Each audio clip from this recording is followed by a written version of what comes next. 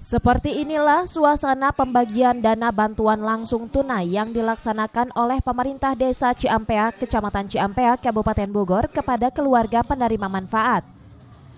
Di sela-sela kesibukannya, Kepala Desa Ciampea meminta Dinas Sosial Kabupaten Bogor untuk melakukan pendataan keluarga penerima manfaat secara lebih selektif lagi ke depannya.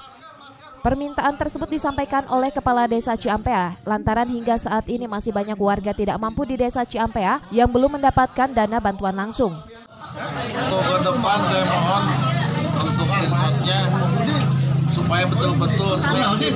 Kalau kita ngambil si data, tapi kalau ini tidak selektif, kenapa tidak selektifnya? Yang kaya dapat, yang orang miskin, yang kurang mampu nggak dapat banyak gitu. Akibat tak validnya data keluarga yang berhak mendapatkan bantuan langsung tunai yang dikeluarkan oleh Dinas Sosial Kabupaten Bogor menyebabkan pembagian bantuan ini pun menjadi terkesan tidak tepat sasaran. Dari Ciampea, Kabupaten Bogor, Mandi Jajar melaporkan.